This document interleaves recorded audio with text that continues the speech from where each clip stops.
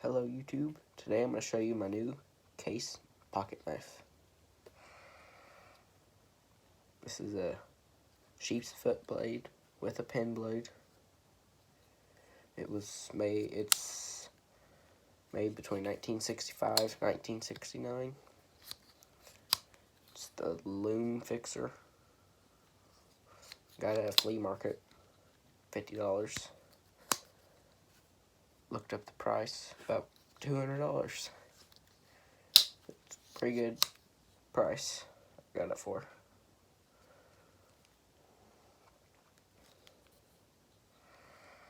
Carbon steel, old carbon.